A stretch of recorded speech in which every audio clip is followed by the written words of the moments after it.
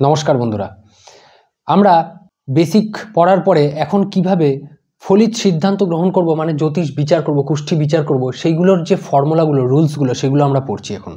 এবং আগের দিন আমি পড়েছিলাম যে জ্যোতিষ তিনটে পিলারের উপর নির্ভর করে দাঁড়িয়ে আছে। মেন সেটা হলো কি, ভাব, ভাবেশ এবং কারক। আগের অধ্যায়টা যারা দেখেনি তারা দেখে নেবেন। এবং আমি ভাব বলতে বুঝিয়েছি মানে ঘর, প্রত্যেকটা ঘরকে ভাব বলা হয়। যেমন এটা 10 নম্বর ঘর, 11 নম্বর ঘর। ভাবেশ কাকে বলা হয়? সেই ঘরে কোন রাশি রয়েছে, সেই রাশির অধিপতি যে গ্রহ, তাকে বলা হয় ভাবেশ। এবং কারক বলা হয় সেই ভাবের যে কারক গ্রহ, স্থির কারক গ্রহ, ফিক্স। আপনার ক্ষেত্রেও যা, আমার ক্ষেত্রেও তা, মানে ধনের কারক গ্রহকে বৃহস্পতি আপনার ক্ষেত্রেও যা, আমার ক্ষেত্রেও তা, ফিক্স কারক। ঠিক আছে, তো এইগুলো সম্বন্ধে বলেছিলাম এবং স্টার্ট করেছিলাম ভাব সম্পর্কে। প্রথম যে তিনটে পিলার বলেছিলাম স্তম্ভ, তার মধ্যে প্রথম স্তম্ভ নিয়ে বলেছিলাম ভাব বলবান কিভাবে বুঝবেন, এবং ভাব বলবান কিভাবে বুঝবেন সেখানে কিছু পয়েন্ট আমি লিখেছিলাম। তার মধ্যে দুটো পয়েন্ট লিখেছিলাম এরকম, যেটা কিনা কন্ডিশন আছে বা শর্ত আছে, যে ভাব বলবান, ভাবে যদি শুভ গ্রহের রাশি থাকে তাহলে ভাব বলবান হবে। এখানে কিছু কন্ডিশন আছে। ভাবে যদি শুভ গ্রহ থেকে থাকে, ভাবে যদি শুভ গ্রহ স্থিত হয়, সেখানেও কন্ডিশন। তাহলে কোনো ভাবে যদি শুভ গ্রহ থেকে থাকে সেটা তো ভালো, তাহলে এখানে কন্ডিশন কেন, সেটাই আমরা জানবো। দেখুন, এখানে আগের দিন আমি দেখেছিলাম এই ভাবটা বলবান, এই ভাব বলবান, এই ভাব বলবান এবং এই ভাবটা বলবান, মানে ঘর কিভাবে বলবান সেটা আমি আগের দিন বলেছিলাম। এবং আমি বলেছিলাম ভাবে যদি শুভ গ্রহের রাশি থাকে বা শুভ গ্রহ স্থিত হয়। এখানে দেখুন শুভ গ্রহ বৃহস্পতি এবং শুক্র আমি ধরে নিচ্ছি। বুধ আর চন্দ্র আপনারা জানেন কখন শুভ হয়। বৃহস্পতি এখানে স্থিত রয়েছে, তাহলে আমি দেখব যে বৃহস্পতি এখানে কি কন্ডিশন রয়েছে শুভ হওয়ার। আমাকে দেখতে হবে বৃহস্পতি কোন ঘরের অধিপতি। বৃহস্পতি মেষ লগ্নের জন্য নবমপতি এবং দ্বাদশপতি। নবমপতি মানে ত্রিকোণপতি হয়ে গেছে।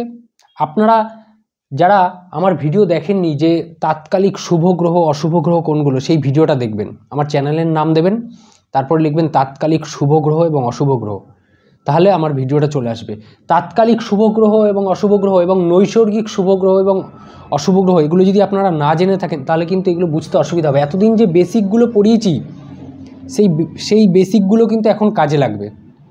সুতরাং তাৎকালিক শুভ গ্রহ, তাৎকালিক অশুভ গ্রহ, এগুলো কিন্তু আপনাকে জানতে হবে। তাহলে এখানে আমাকে দেখতে হবে বৃহস্পতি তাৎকালিকভাবে শুভ না অশুভ।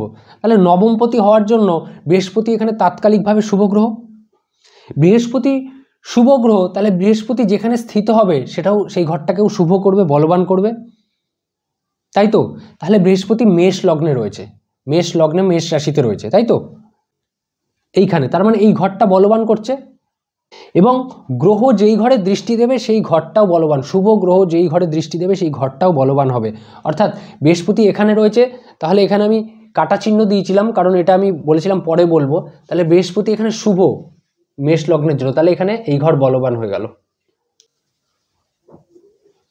বৃহস্পতির দৃষ্টি যেখানে এখানে পড়বে সেই ঘরও বলবান। শুভ গ্রহের দৃষ্টি শুভ হয়। 1, 2, 3, 4, 5 নম্বর দৃষ্টি হয় বৃহস্পতির, 5, 7 এবং 9, তার মানে এই ঘরও বলবান। মানে 1, 2, 3, 4, 5, 6, 7 নম্বর দৃষ্টি এখানে পড়ছে, মানে এই ঘরটাও বলবান হয়ে যাচ্ছে। 8, 9 এখানে তো বলেইছিলাম যে যদি ভাবে দৃষ্টি দেয় তাহলে এই ঘরটাও বলবান হয়ে গেল। তার মানে দেখলেন যে কতগুলো ঘর একসাথে বলবান হয়ে গেল। এবার শুক্রকে দেখবো এখানে এই পত্রিকায় মেষ লগ্নে। শুক্রের স্থিতি অনুযায়ী এই ঘরটা কি বলবান? দেখুন, মেষ লগ্নে শুক্র কোন ঘরের অধিপতি? ত্রিকোণপতি তো নয়, কারণ আমি বলেছিলাম দুটো টিম, একটা শুক্র বুধ এবং শনিদেবের একটা টিম, এবং সূর্য চন্দ্র বৃহস্পতি এবং মঙ্গলদেবের একটা টিম। তার মানে মঙ্গলদেবের লগ্ন যখন, তার মানে এই টিমের মধ্যেই কেউ ত্রিকোণপতি হবে, বোঝা যাচ্ছে এটা, তাই তো? তার মানে শুক্র অবশ্যই ত্রিকোণপতি হবে না মেষ লগ্নের জন্য, এটা বোঝা যাচ্ছে, তাই তো? তাহলে শুক্র এখানে ত্রিকোণপতি নয়, তাহলে কোন ঘরের অধিপতি? দ্বিতীয় পতি। এখানে দেখুন বৃষ রাশির অধিপতি শুক্র, তার মানে দ্বিতীয়, ঘরের নাম্বার কত? দ্বিতীয়। তুলা রাশি, এখানে ঘরের নাম্বার কত? 7, তার মানে 2 এবং 7 নম্বর ঘরের অধিপতি। তাহলে দুটোই কি মারক স্থান, 2 নম্বর ঘরও মারক স্থান, 7 নম্বর ঘরও মারক স্থান, কিন্তু এই দুটো ঘর কিন্তু একদিক দিয়ে শুভ বলা যায়। কেন? কারণ 2 নম্বর ঘর ধনস্থান এবং 7 নম্বর ঘর কেন্দ্রস্থান। সব থেকে অশুভ ঘর 6, 8, 12 এগুলো সব থেকে অশুভ ঘর। তাহলে এখন শুক্রকে কি বলবেন, শুভ বলবেন না অশুভ? শুক্রদেব মঙ্গলদেবকে সম মনে করে, না শত্রু না মিত্র। মঙ্গলদেব শুক্রদেবকে সম মনে করে, না শত্রু না মিত্র। তাহলে এই ক্ষেত্রে ব্যাপারটা এরকম দাঁড়াচ্ছে, নিউট্রাল হয়ে যাচ্ছে জিনিসটা। তার মানে শুক্রের স্থিতি অনুযায়ী যে এই ঘরটা বলবান হবে সেটা কিন্তু বলতে পারছি না গ্যারান্টি দিয়ে, কারণ শুক্র এখানে ত্রিকোণপতি নয়, মারক। এই যে মারক স্থান এই দুটো, তাহলে এই প্রভাব নিয়ে তো এখানে বসবে। যে কোনো গ্রহ যেই ঘরের অধিপতি সেই ঘরের প্রভাব নিয়ে, যেই ঘরে বসে থাকে সেই ঘরের প্রভাব নিয়ে বসে। অর্থাৎ যদি কোনো গ্রহ 6 নম্বর ঘরের অধিপতি হয়, সে লগ্নতে বসে থাকে, তাহলে 6 নম্বরের প্রভাব নিয়ে সে 1 নম্বরে বসছে। যদি কোনো গ্রহ 8 নম্বরের অধিপতি হয়, তাহলে 8 নম্বরের প্রভাব নিয়ে সে যেখানে বসবে সেই প্রভাবটা দেবে। তাহলে এখন 2 এবং 7-এর যে মারক প্রভাব সেটাও তো থাকবে এখানে। এখন ধন স্থান, সপ্তম স্থান, সেই হিসাবে দেখা যাচ্ছে কেন্দ্র বা ত্রিকোণের মধ্যে যদি বসে থাকে তাহলে সেটা ভালো বলা হয়। 6, 8, 12-তে না বসলে সেটাকে শুভ বলা হয়। 6, 8, 12-তে কোনো গ্রহ গেলে সেটাকে অশুভ বলা হয়। তাহলে শুক্রকে এখানে নিউট্রাল মানে বলা যাচ্ছে না যে শুভ পরিস্থিতিতে স্থিত হয়ে রয়েছে।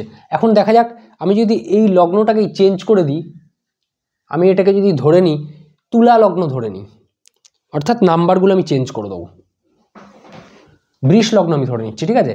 এখানে এই নাম্বারগুলো এগুলো চেঞ্জ হয়ে যাবে বৃষ লগ্ন হলে।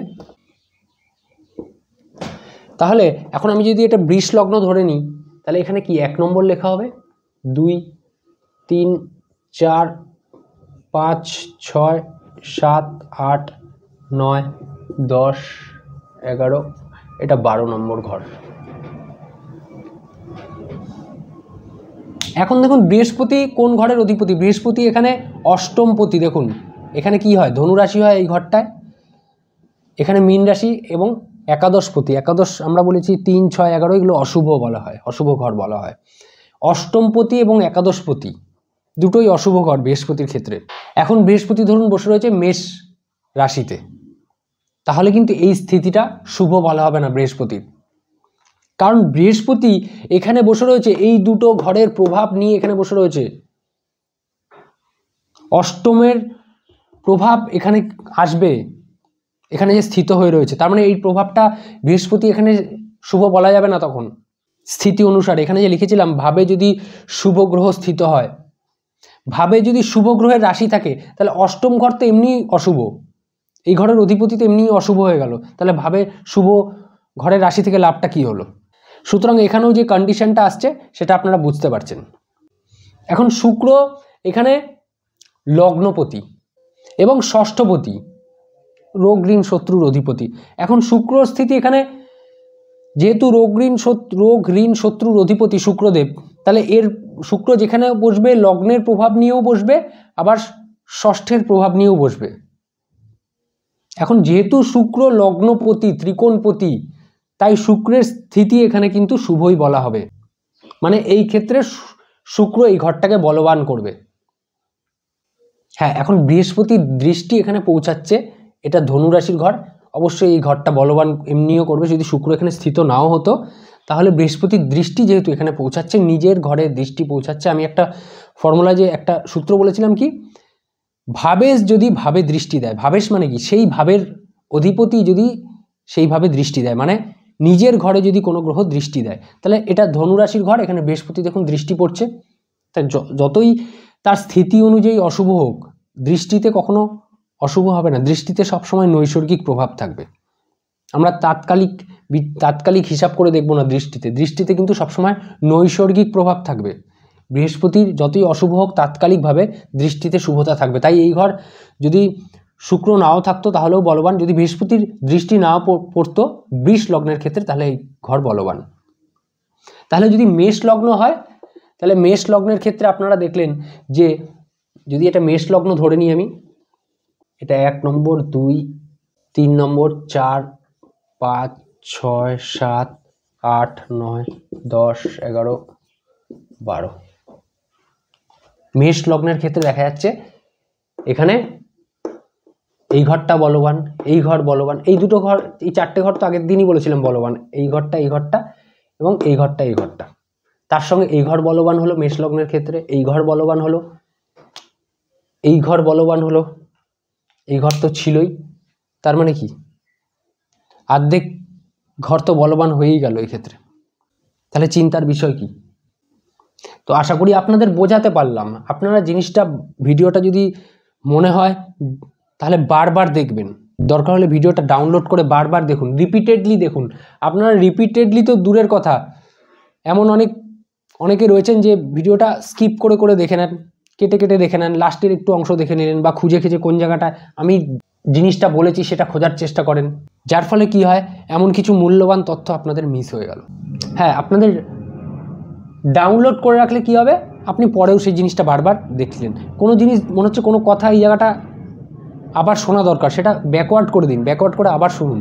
আমি যে কোনো ক্ষেত্রে এইভাবেই কোনো কিছু দেখতাম এবং দেখি, সেটা অ্যাস্ট্রোলজি বলে না, যে কোনো আমার কোনো কিছু যখন দরকার হয়, কোনো কিছু ইনফরমেশান টেকনিক্যালি কোনো কিছু দরকার হয়, তখন আমি ইউটিউবে সেটা সার্চ করি, সার্চ করে যখন দেখি, যখন মনে হয় যে সেটা আমার আবার দেখা দরকার, আমি আবার দেখি, দরকার হলে ইন ফিউচার যদি সেটা লাগে আমি সেটা ডাউনলোড করে রাখি। যে কোনো বিষয়, অ্যাস্ট্রোলজির ক্ষেত্রে বলছি না, যে কোনো টেকনিক্যাল টুকটাক যে বিষয়, মোবাইলে কোনো কিছু জানতে চাইছি, মোবাইলে এই যে কোনো সেটিং করব সেটা আমি জানতে চাইছি, সেসব বিষয়েও জ্যোতিষ শিখতে গেলে আপনাদের প্রত্যেকটা ভিডিও আমার দেখতে হবে, এবং প্রত্যেকটা ভিডিও পুরোটা দেখতে হবে, দরকার হলে বারবার দেখতে হবে। আমরা ভাব বলবান কী করে হয় সেগুলো তো দেখছি, তাহলে আমাদের এটাও দেখা দরকার ভাব কি করে দুর্বল হয়, ক্ষতিগ্রস্ত হয়, সেগুলো আমাদের দেখা দরকার। তো পরের ভিডিওতে সম্ভবত সেটাই আলোচনা করব, ঠিক আছে? তো দেখতে থাকুন, চ্যানেলের সঙ্গে জুড়ে থাকুন, ভালো থাকুন, সুস্থ থাকুন।